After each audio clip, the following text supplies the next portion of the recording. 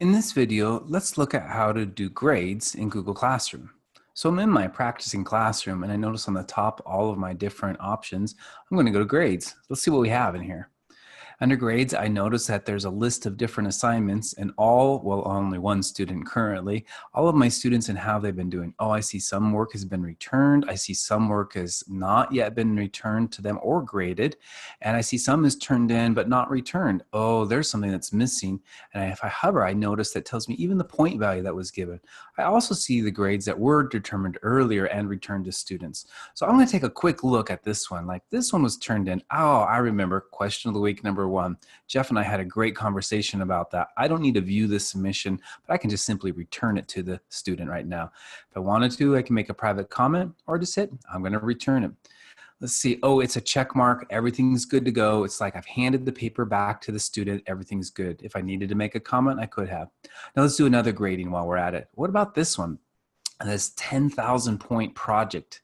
Let's see what this is. I could view submission. Oh, there's a nice shortcut I could use next time maybe, or I could return it. I need to view this submission. So I'm going to take a quick look at this and see what this is. Jeff turned in this project and I see, oh, look at all this cool work that Jeff did.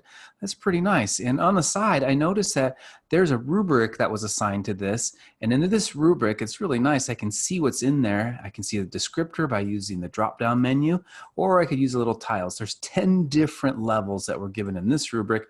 And after determining how many it was, I can say this was equivalent to however many points or whatever level it was.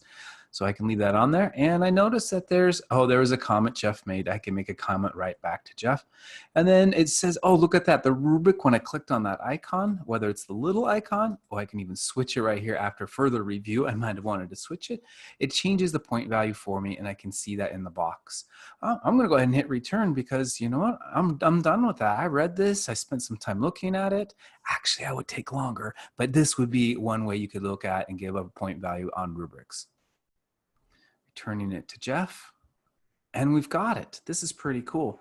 I will note that this is in a new tab. So in our other tab, let's see where our Gradebook is. What else do we have? We've got other things. There's the point value for that one. You can go through and add points straight away if you needed to for navigating the course. I'm curious though on this one.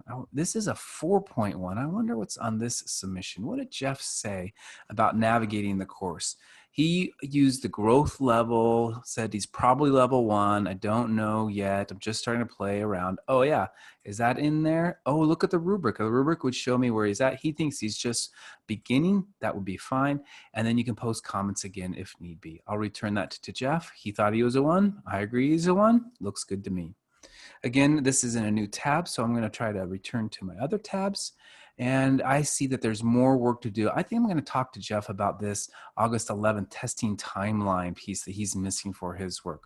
But in general, that's what we have for our grading. And we can go back to our stream, our classwork, or people. But today, that is grades in the Google Classroom.